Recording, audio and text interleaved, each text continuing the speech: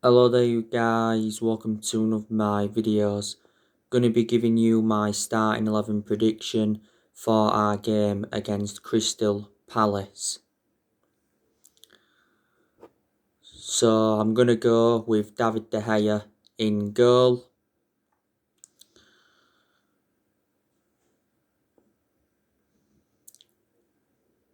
To David De Gea's credit, he did very well in the Chelsea game recently.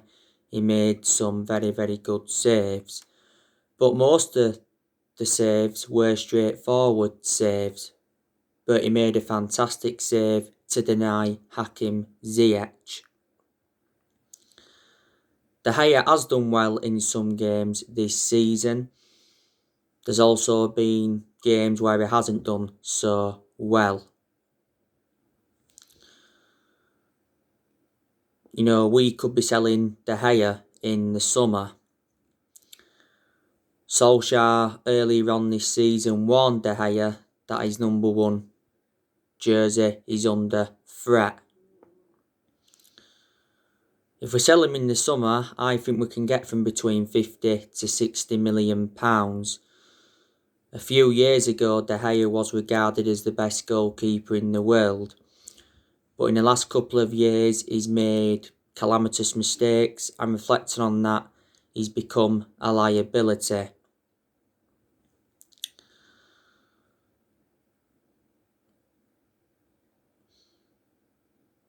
At right back, I'm going to go with Wan-Bissaka. I presume he'll be reuniting with Crystal Palace. I think Wan-Bissaka has enjoyed good games this season.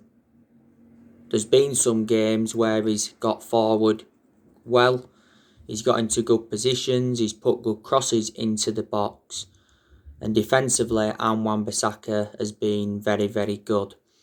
This is his second full season at Manchester United. We got him in a deal worth £50 million from Crystal Palace in the summer of 2019.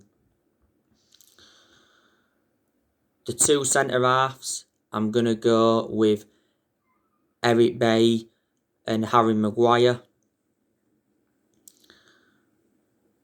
We need to play Bailly ahead of Lindelof. Solskjaer needs to take Lindelof out of the team because Lindelof is a liability. Eric Bailly has done well in the games he's played in this season. He can intercept well. He shows the ability to play out from the back. He can be effective in the air. My only concern about Bailly is that he's too injury prone. So in that aspect, he is a liability. But Bailly and Harry Maguire do complement each other well in our back line. Harry Maguire, I do have my reservations about him. He has had some good games this season, but he's also enjoyed bad games.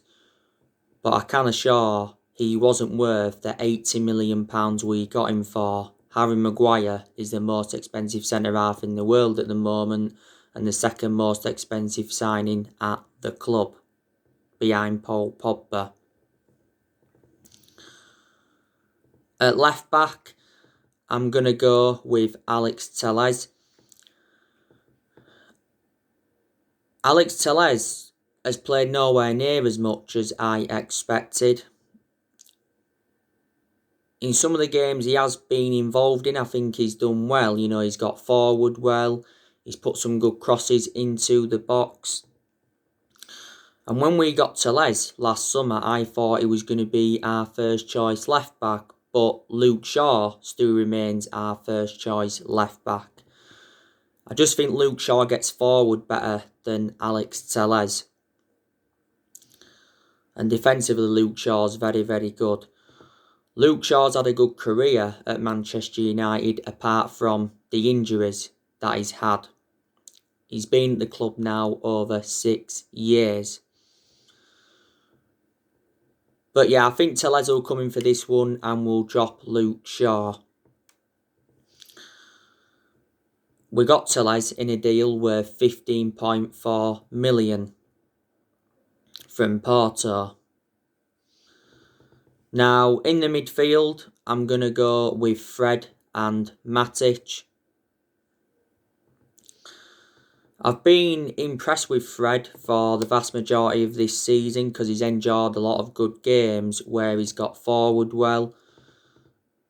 His passing's been good and he breaks up the play well sometimes. Fred's been at the club now a few years. We got Fred in a deal worth £52 million from Shakhtar Donetsk. Gotta say, Fred was an exceptional player during his time in Ukraine. He's made over 100 appearances now for Man United. Matic, he isn't one of our first choice midfielders, but he still gets his chances.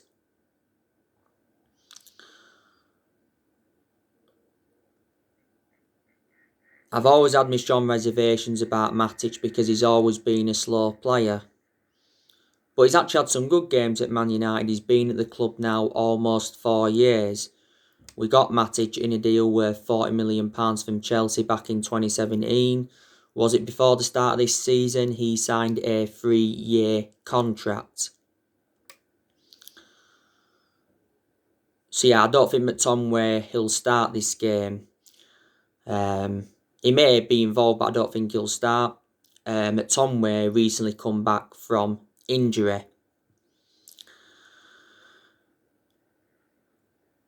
Ahead of Fred and Matic, I'm going to go with Bruno Fernandez. Bruno Fernandez is our best player and he's the best signing we have made since the Sir Alex Ferguson era. In most of Bruno Fernandez's games, he has been very, very consistent. But there's actually been a few games where he has looked off the pace. You know, he weren't good against Chelsea recently. You know, he got dispossessed a few times and he lacked that final ball. To be honest with you, Bruno Fernandez isn't really good against the top 6 sides. That's been proven this season. Earlier on this season, Fernandez denies that he needs a rest because he wants to help the club win trophies. He's won Player of the Month quite a few times, reflecting on his good performances. Don't forget, Fernandez did say on his 12-month anniversary that he's planning on spending many years at Man United. There was narratives coming out earlier on this season saying that we were 3 months into contract talks with Bruno Fernandez. Bruno Fernandez's current contract with us expires in 2025. There's also an option to extend for a further 12 months. We initially paid £47 million for Fernandez, but the overall cost with add-ons is just over £67 million. So hopefully he can play well against Crystal Palace. On the right-hand side, I'm going to go with Daniel James. You know, Daniel James has been playing a lot recently and his performances have been quite good. You know, at one point there was narratives of Daniel James leaving the club. We got Daniel James in a deal worth £18 million from Swansea back in, was it June 2019?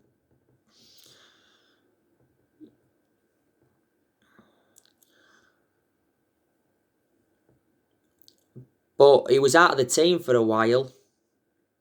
But all of a sudden now he's got his way back into the team. On the left-hand side, I'm going to go with Marcus Rashford. We need to put Rashford on that left because that's where he's more effective. We need to keep him on the left because he's much better on the left flank than he is on the right flank. And he's much better out wide in general than he is centrally. I thought Rashford did quite well against Chelsea. You know, obviously he did have a good chance from the free kick, produced a good save from Mendy. You know, when Rashford's playing well, he can get good runs in behind, he can create chances and he can score very good goals and he can cause problems for the opposition's defence.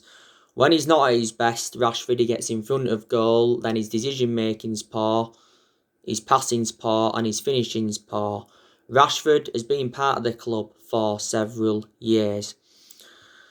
And up top, I'm going to go with Anthony Martial. Now, I don't think Solskjaer should start Anthony Martial, but I think Edison Cavani is a doubt. Martial's been criticised a lot this season because he has been out of form for the vast majority of this season. He's had chances in that, but he just hasn't converted them. Solskjaer actually said he was impressed with Anthony Martial's work rate and he's actually backed him to rediscover his form. I think it was last season Ollie actually gave him that number 9 shirt.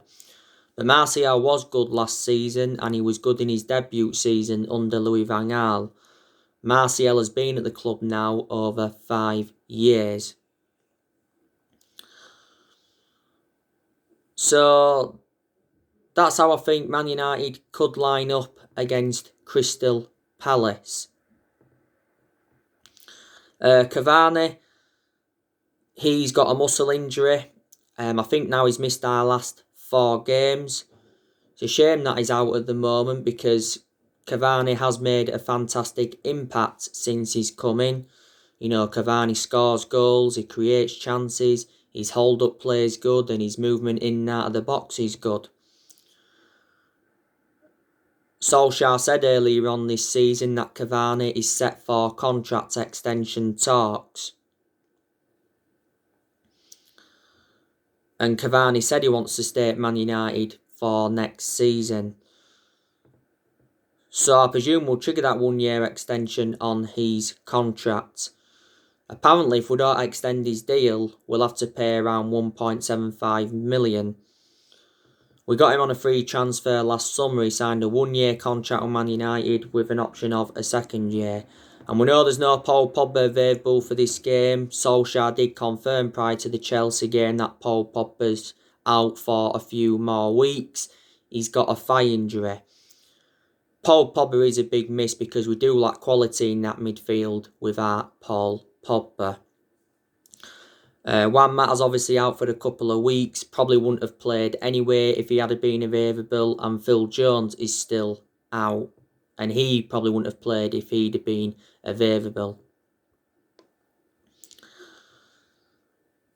But yeah, this is a must-win game against Crystal Palace.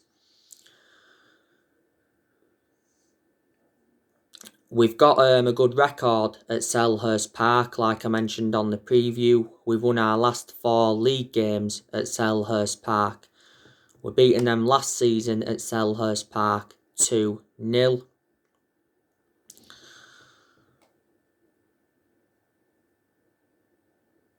Crystal Palace, though, have won their last 2 visits to Old Trafford. Obviously, they beat us on the opening day of this season 3-1. And they beat us last season at Old Trafford 2-1. Crystal Palace are looking to do their first league double over us for the first time ever.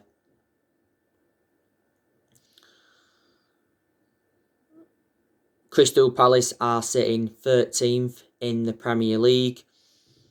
They recently drew 0-0 with Fulham. Their current manager is Roy Hodgson. He's been Crystal Palace manager now for quite a few years. I'm actually surprised that Roy Hodgson is still managing. He's managed a lot of clubs in his managerial career. I do know some of Crystal Palace's players. They've obviously got Wilfred Zaha. He's one of their key players. He's done very, very well at Crystal Palace. I think he's been out with injury. I don't think he's going to be available for this game.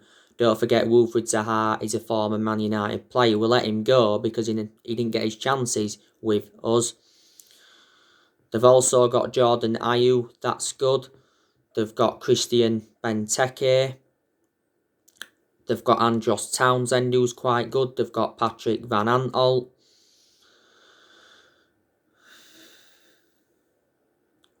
Crystal Palace have got quite a few injuries. Nathaniel Klein, he's been out with injury, but he's close to making a return. James McArthur's injured. Connor Wickham is injured. Jeffrey Slupp's injured. Saku's injured. Wayne Hennessy's injured. Nathan Ferguson's injured. And James Tompkins is injured.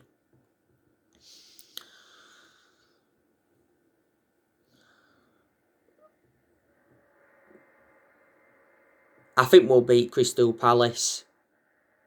Well, we should do anyway. We've got a very, very good away record in the Premier League. We haven't lost away from home in the Premier League for over a year. So that gives us an advantage going into this game. We recently drew 0-0 with Chelsea at Stamford Bridge.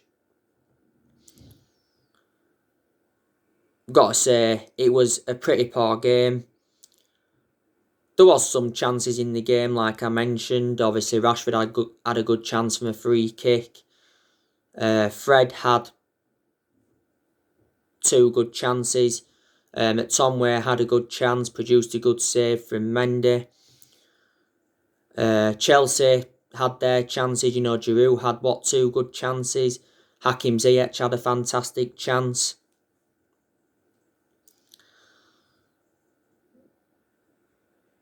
And that was it, really.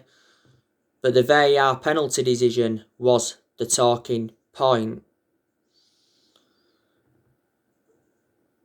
It was a penalty because it did hit Callum Hudson-Odoi's hand. Obviously, Greenwood and Callum Hudson-Odoi were in a tussle.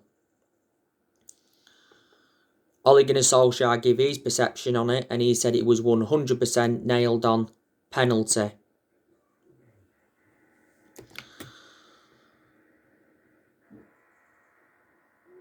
A lot of United fans thought it was a penalty.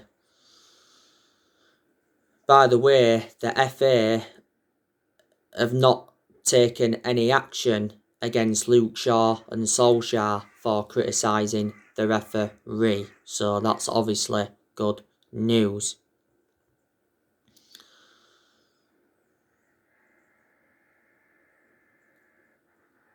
I was disappointed with the result though, because Man United needed to win that game. A draw is better than losing, and we've got to put into the equation Chelsea are doing very, very well under Thomas Tuchel. They have not yet lost under Thomas Tuchel.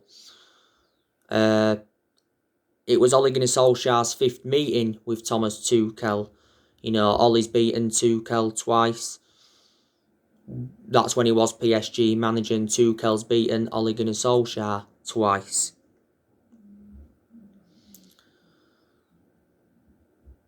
Like he updated you yesterday, Ole Gunnar Solskjaer's tactics got slammed by fans and ex-players.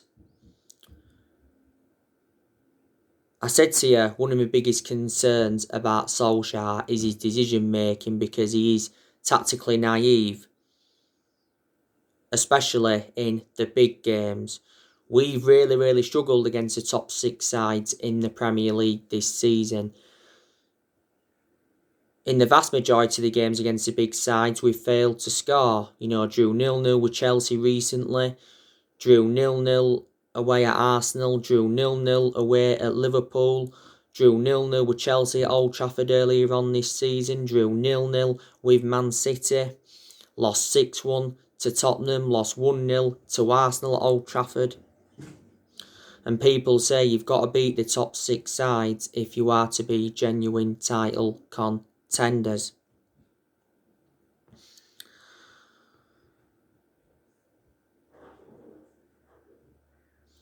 Last season we beat some of the big teams. Ole's beaten Pep Guardiola 3 times as Man United manager.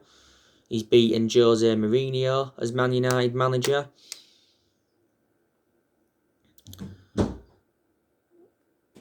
I don't think Ole Gunnar Solskjaer has got a long-term future as Man United manager. I think we'll keep him for now. I think Solskjaer does deserve at least until May. He may be given another season, but he may not see all next season out. It depends on how things go. Solskjaer has got to exceed his expectations if he's to succeed as Man United manager. He's got to win a trophy at the club. We need to win a trophy this season, never mind next season. You know, we haven't won a trophy since 2017, and a club of our stature need to be winning trophies now. The Europa League is a chance of a trophy, and the FA Cup is a chance of a trophy. Top 4 is our aim in the league, and despite us drawing with Chelsea, I can still almost assure that we will finish in the top 4. It would be a disaster if we finished out of the top 4.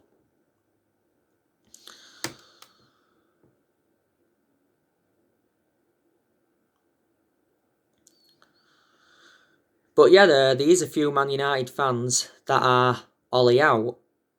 Maybe there's still some Man United fans that are Ollie in, but Solskjaer's being criticised a lot as Manchester United manager. Because when we have been inconsistent, yeah, some of the blame stems from him with his decision making and that, but not all of the blame stems from him. Maybe there's certain players that have got to take responsibility. You know, we've had as good periods under Ollie where we've looked very, very consistent, and you know, there's been some games where Ollie's got the best out of the team, performances have improved.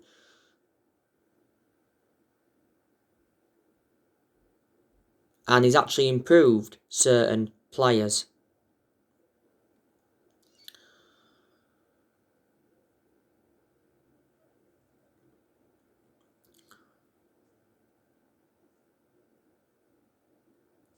But I think he does deserve credit on some aspects, Ollie. You know, he's got us to the FA Cup quarter-finals. He's got us to the Europa League last 16.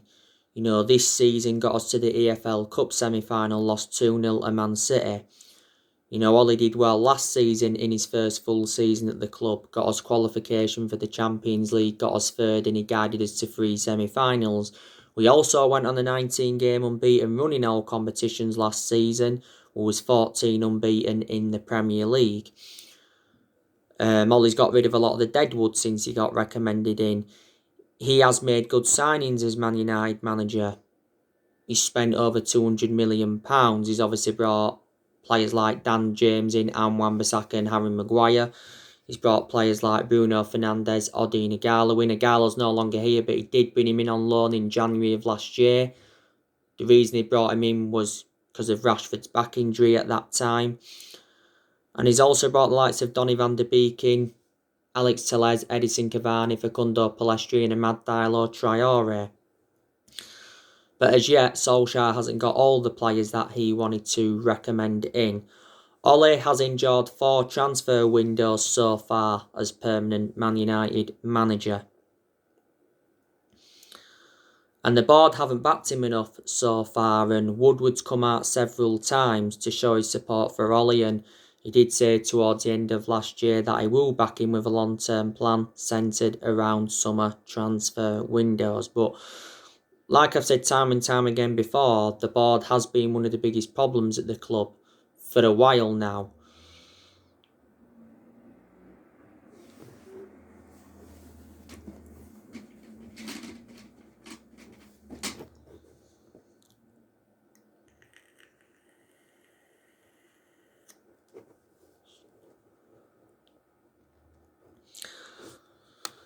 But this year's summer transfer window is the biggest in Ole Gunnar Solskjaer's managerial career. Solskjaer recently gave us an update on our transfer plans for the summer transfer window. He's only interested in bringing in players that will be a perfect fit for the club. A centre-back and a forward are the 2 priorities, but I'm expecting us to make around 3 or 4 signings in the summer. There has been a lot of players on our agenda. I recently give you the news on Rafael Varane from Real Madrid. We received a transfer boost with Real Madrid because apparently Real Madrid are considering offers for Rafael Varane in the summer. He's valued at 61 million, but OK Dairo have said that Madrid have reduced their asking price to 43 million for Rafael Varane. Jules Koundé, we're still him for him, but we're unwilling to meet his £68 million release clause.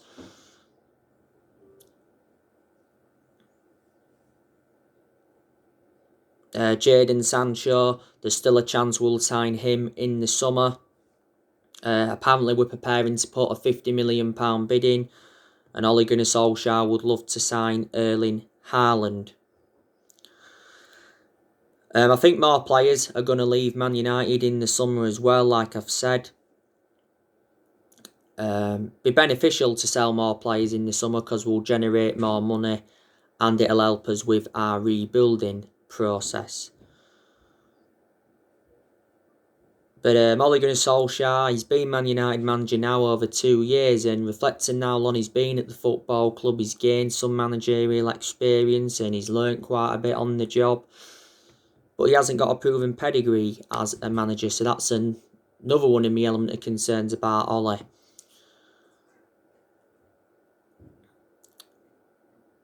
Before he was with us, he was at Molde. He won a few Norwegian titles at Molde, but they're not a big club. And before he was at Molde, he was at Cardiff, and his record at Cardiff was absolutely disastrous. Don't forget, Ole managed the Man United reserve team for a couple of years, so he watched some of this team grow and develop. But if Ole Gunnar Solskjaer doesn't succeed as Man United manager, we'll still always adore him. Because at the end of the day, he's a club legend. He was a great player for the football club for 11 years. He flourished under Sir Alex Ferguson's guidance.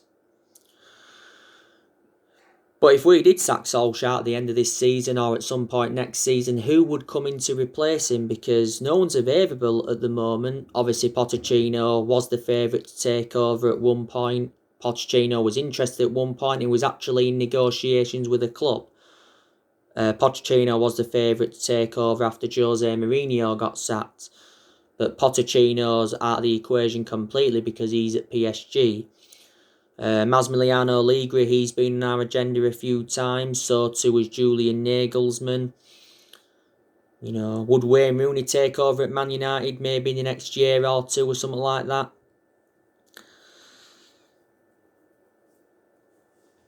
Will Ole Gunnar Solskjaer sign a new contract? If he does sign a new contract, it probably will be at the end of this season, but obviously doesn't mean he'll see it out even if he does sign a new contract.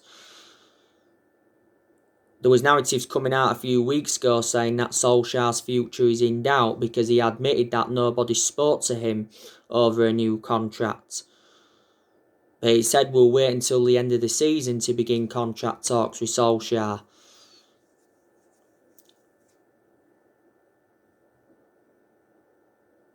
And it says we could offer him a new 2-year deal on one condition. That's if we qualify for the Champions League. He's into the final 18 months of his current contract. We appointed Solskjaer in December 2018 to replace Mourinho. And he's been permanent Man United manager since March 2019. A lot of United fans said we did give Solskjaer the job far too soon. Maybe we should have waited until the end of that season to give him the job, or to make a decision whether or not to give him the job. I still probably got to say though, Ole is the best manager since Ferguson because we've seen consistency in the good periods we've had under him. And he has made progress, I think, as Ole in the last year or so. But we haven't been the same team since Ferguson retired. And we'll never be the team was under Ferguson because no one's going to replicate what Ferguson did at the club and no one's going to last as long as Ferguson did. Ferguson endured a 27-year tenure at Man United. Won 30-odd trophies, including 13 Premier League titles. Ferguson brought success to the club. But Ferguson didn't settle in straight away because he didn't win out in his first 4 years at Man United. But, Ole's our 4th permanent manager since Ferguson. 3 managers have been sacked since Ferguson. We sacked David Moyes after 10 months. We sacked Louis van Gaal after 2 years, despite him winning the FA Cup. And we sacked Jose Mourinho after 2.5 years, despite him winning the Europa League, the League Cup and the Community Shield in his first season. And we got second in Jose Mourinho's first season. And I think, to be honest with you, Solskjaer's approaching the big games just like Mourinho did. So that is definitely a concern. So anyway guys, I'll be doing another video soon. Drop your comments, likes below on the channel. If you do, consider subscribe as always, and take care. God bless. See you all again very, very soon.